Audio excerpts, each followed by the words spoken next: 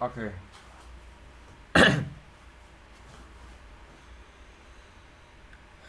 ဒီနေ့မှာတော့ကျွန်တော်အရန်ကြိုက်တဲ့စာသားတစ်ကြောင်းပေါ့ကျွန်တော်ဘဝမှာအကြိုက်ဆုံးလို့ပြောမှဆိုတာလဲအကြိုက်ဆုံးထက်မှာတော့ပါတယ်ဒါတော့ဘာလဲဆိုတော့ This is how we grew up in the society ဆိုတော့စာသားဖြစ်တယ်ဒီစာသားနဲ့ပတ်သက်ပြီးမှကျွန်တော်မှာခိုင်ဥပမာပြမယ်ကျွန်တော်မှာ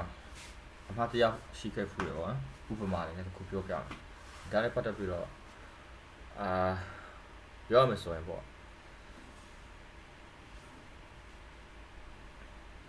ကျွန်တော်နဲ့ဒါတော့ကျွန်တော် crush ပေါ့နော်yeah ကျွန်တော် crush ပေါ့ဘယ်ခုနှစ်ကလဲဆိုတော့ကျွန်တော်မပြောတော့ဘူးကြာပါပြီသူနဲ့ကျွန်တော်နဲ့အလုံးကျတစ်ခုလုပ်ရပေါ့နော်ဒါတော့ဗာလဲဆိုတော့ကျွန်တော်နဲ့သူနဲ့သူရှုံးရင်ငါဝေကျွေးမယ်ငါရှုံးရင်သူဝေကျွေးမယ်ပေါ့အဲ့မှာသူကရှုံးတော့ငါဝေကျွေးရမယ်အဲ့လိုရှိတယ်အဲ့နဲ့ကျွန်တော်လေးပဲအဲ့တော့တိတ်မအားဖြစ်တော့အပြင်ကိုမတွားဖြစ်ဘူးမတွားဖြစ်တော့ကျွန်တော်အပြင်ထွက်သွားတဲ့အချိန်မှာအပြင်တွားရင်သူ့ကိုဖုန်းခေါ်တယ်ဖုန်းခေါ်မှလာညာပေါ့ကျွန်တော်သူ့ကိုဘာမှလည်းကျွန်တော်အကြောင်းမကြားထားဘူးနင်းကိုဝေကျွေးပဲဘာညာလည်းမပြောထားဘူးအဲ့ဒါကျွန်တော်ကရုပ်တရက်ကြီးပေါ့အပြင်ကနေဖုန်းခေါ်တယ်ငါနင်းကိုသမင်းစားပြီလားနင်သမင်းမစားသေးမစားရင်တော့ငါနင်တို့ကြက်သားသမင်းကြော်ကြက်သားသမင်းကြော်ပေါ့ဝေလာပေးမယ်အဲ့ဒါစောင်းနေမစားသေးမစားရင်တော့စားပြီလားလို့ငါပြောတော့တော့ငါ့ကိုမဝေကျွေးနဲ့ရတယ်တဲ့အဲ့လိုကြီးလုပ်ရှာမလို့ဘူးတဲ့ငါ့တော့သူထင်သွားတာကတမျိုးပေါ့ကျွန်တော်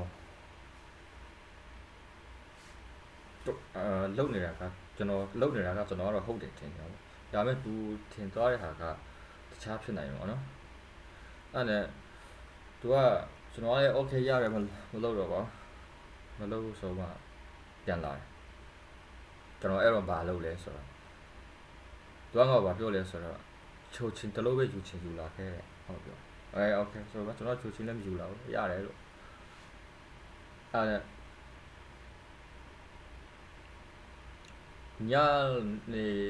ညပိုင်းလည်းရောက်လေရောငါတို့စာရေးဟေးဘာညာပြောတော့သူကငါ့ကိုအရင်တော့လို့မဟုတ်ဘူးအချိုးပြောင်းနေတော့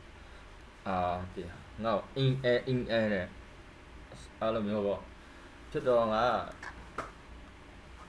ဟုတ်လား main ကလေးကတီးတဲ့အတိုင်းပေါ့အင်းအဲနဲ့လာလုံနေတော့ငါလည်းဘာပြောလိုက်လဲဆိုတော့နင်ဘာဖြစ်တာလဲအရင်တော့လည်းမတူတာလားငါ့ကိုတခုခုများစိတ်နာနေလားငါပြန်စဉ်းစားအဲ့ဒါဖြစ်နိုင်တယ်ဆိုတော့ငါဟောခေါင်းရင်းကအပြင်ကနေအဲ့လိုပြောလို့ပြီးလို့လားအဲ့ဒါတောင်းမှမှာရဲလို့ငါအဲ့ဒါငါအနေချက်ငါအမှားဖြစ်နိုင်ရဲ့ငါအမှားဖြစ်နေမှာတခုဖြစ်စေခဲ့ရဆိုရင်ပေါ့ကွာနားလေပြေးပေါ့အဲ့လိုတော့ပြောတော့တွားငါပေါ့ဘယ်လိုပြောလဲဆိုတော့စိတ်မနာပါဘူးတဲ့စိတ်လည်းမဆိုးပါဘူးတဲ့အဲ့ဒါဘာဖြစ်လို့လဲပြောတော့ဒါပေမဲ့စိတ်ခူးသွားတာဘယ်လိုလို့ရှိရဲဘယ်လိုဖြစ်သွားလဲလို့ပြောတော့အဲ့ဒါကနေအမှားလည်းမဟုတ်ဘူးတဲ့ငါအမှားလည်းမဟုတ်ဘူးတဲ့ဒါပေမဲ့သူနဲ့ငါစကားပြောရင်ဗမာစကားနဲ့ပြောတယ်စာရေးအင်္ဂလိပ်စာနဲ့ရေးကြတယ်ငါတို့ညောင်းသားပေါ့သူကငါဘယ်လိုပုတ်လဲဆိုတော့အဲ့တော့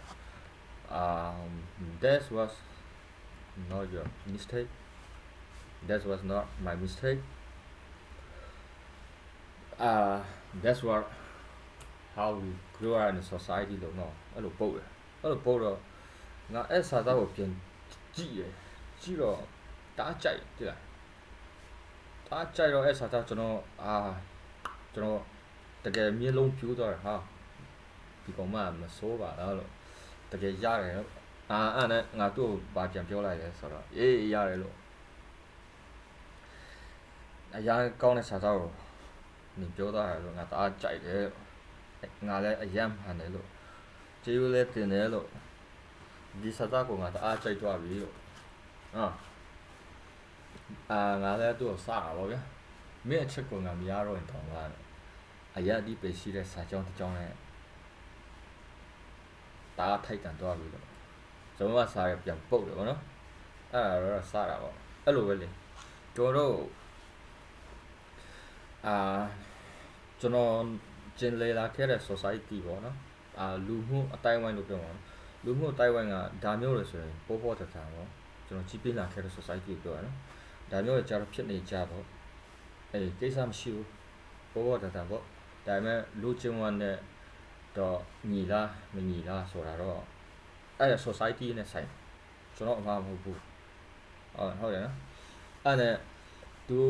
ဒါပေမဲ့သူမတို့ society ကြမှာတော့ဒါမျိုးကမကျင်းသုံးဘူးကွာမဖြစ်ဘူးကွာသူတို့တော်တော်တအားကြီးဘယ်လိုလဲတခုလို့ဖြစ်နေမှာပေါ့အဲ့လိုလို့ရှိတော့နော်အဲ့ဒါကျွန်တော်ကရမ်းမှန်တယ်လို့ဟုတ်တယ်လို့ this is not my mistake this is not your mistake yeah how we grow up in society how we grow up in different society လို့ကျွန်တော်သူ့ကိုစာပြန်ပို့တယ်ဒီမှာဒါနဲ့ပတ်သက်ပြီးတော့ကျွန်တော်ပြောချင်တာကတော့ဒီစာသားတစ်ခုပေါ့ this is not your mistake this is not my mistake this is about how we grow in society ဆိုတဲ့စာသားဒီဟာကကျွန်တော်တို့ဘဝမှာပြောင်းလဲမှုအများကြီးယူဆောင်လာနိုင်တယ်နော်ဥပမာပေါ့ပြောမှဆိုရင်တမီးစားပေါ့တမီးစားတော့လိမ်မရလိမ်နဲ့မရပေါ့တငယ်ချင်းအချင်းချင်းတွေကြားမှာဖြစ်ပေါ့ဗျာပြဿနာဖြစ်လာတဲ့အခါသူ့အမှားလို့ငါတို့ကမမြင်သေးတော့ဘူးတိလားဒါမျိုးလူအဖွဲ့အစည်းမှာကြီးပြင်းလာတယ်လဲဆိုတဲ့ဟာဖက်ကိုပြဿနာမူသွားမှာပေါ့အဲ့မျိုးကိုအဲ့ဒီလူတယောက်ကကျွန်တော်တို့ပဋိပက္ခတငယ်ချင်းကြားမှာဖြစ်လင်းနဲ့မရတမီးနဲ့ရီးစားကြမှာပေါ့ဗျာပြဿနာတွေတစ်ခုဖြစ်လာတဲ့အချိန်မှာအဲ့ဒီရဲ့အရင်မြစ်ကိုသူ့ရဲ့အပြစ်လို့သွားမမြင်တော့ပဲနဲ့သူ့ရဲ့အမှားလို့သွားမမြင်တော့ပဲနဲ့အချင်းချင်းပတ်တိုင်းမှုတွေတိတ်မဖြစ်တော့ပဲနဲ့ပါသွားကြည့်ရဲဆိုတော့ကျွန်တော်တို့ရဲ့ဟိုဘယ်ဖက်မှာတို့သွားမှုသွားတယ်ဆိုတော့ဖြစ်တဲ့ကျွန်တော်တို့ကြည့်ပြလာခဲ့တဲ့ society မတူလို့เนาะအဲ့ဖက်သွားမှုသွားတဲ့အချိန်မှာဖြစ်တဲ့ပြဿနာတွေမဖြစ်တော့ပြောချင်တာ society ကိုတော့ပလိမ့်တာမဟုတ်ဘူးเนาะအပြစ်တော့တင်တာမဟုတ်ဘူးလူမှုပတ်ဝန်းကျင်ကိုအပြစ်တော့တင်တာမဟုတ်ဘူးဒါပေမဲ့အဲ့ဒါအဲ့လိုတို့သွားတဲ့အချိန်မှာဘယ်လိုပေါ်ဆောင်သွားတယ်လဲဆိုတော့ mutual understanding လို့ပြောမှာเนาะအဲ့ဒီရဲ့အရင်မြစ်က mutual understanding ဖြစ်နေငါတို့ကျွန်တော်ကသွားမြင်အဲ့တော့အရာကိုကြိုက်ဥပမာတစ်ခုထားပြရမယ်ဆိုရင်ပေါ့ဗျာတို့နေထိုင်နေတဲ့လူအဖွဲ့အစည်းကြီးမှာချမ်းသာတဲ့သူဆင်းရဲတဲ့သူအားရှိတဲ့သူအားနည်းတဲ့သူတွေအများကြီးပေါ့ဗျာလူပေါင်းတစ်ခုမှာအတူတူနေတယ်အဲ့ချိန်မှာမတူညီမှုတွေအများကြီးဖြစ်လာတဲ့ချိန်မှာကျွန်တော်တို့မှာပြဿနာတွေဖြစ်လာတယ်နောက်တစ်ခုပြောမယ်ဆိုရင်တော့ culture နော်မတူဘူးဥပမာပေါ့နောက်တစ်ခုထပ်ပြောမယ်ဆိုရင်တော့ jelly data မှာကြီးပြင်းလာတဲ့သူနဲ့မြို့ပြ data မှာမြို့ပြမှာကြီးပြင်းလာတဲ့သူတွေကliving style ပြီးရင်သူတို့အတွေ့အခေါ်ပိုင်းလည်းမတူနိုင်ဘူးပြီးရင် billionaire ရဲ့တာသမီးတွေပြောပုံဆိုပုံနဲ့ဒီကစင်းရဲသားတွေပြောပုံဆိုပုံမတူနိုင်ဘူးတချို့ကြတော့အထက်စီးတန်းစာနေလိမ့်မယ်အဲ့ဒါသူတို့ကိုတွားမြင်တော့အပြစ်တင်တာထက်ပေါ့ဗျာသူတို့ကြီးပြင်းလာခဲ့တဲ့ background တို့အဖွဲ့အစည်းကိုတွားကြည့်ရမှာဖြစ်တယ်ဒါနဲ့အဲ့လိုမျိုးကျွန်တော်တို့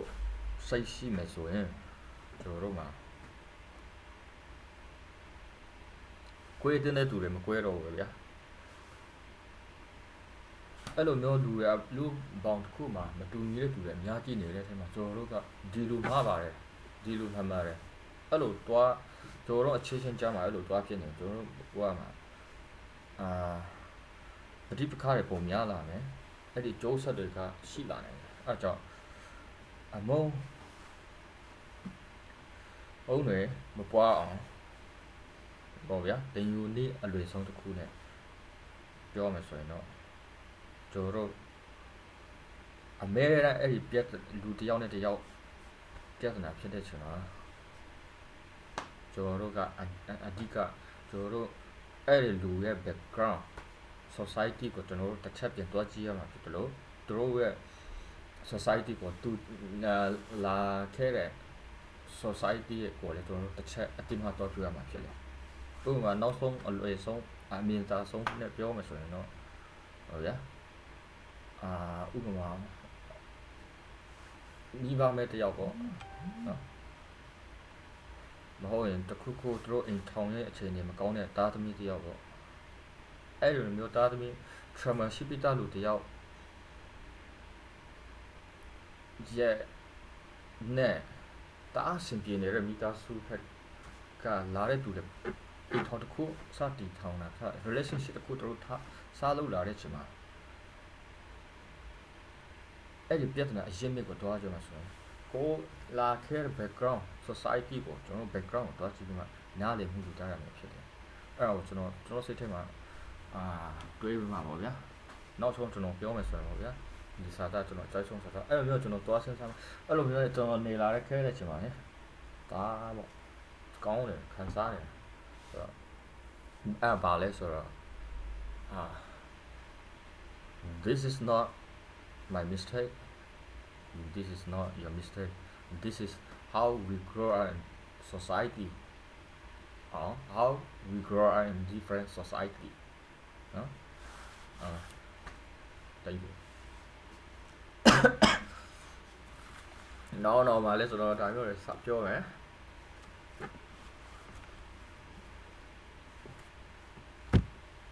see you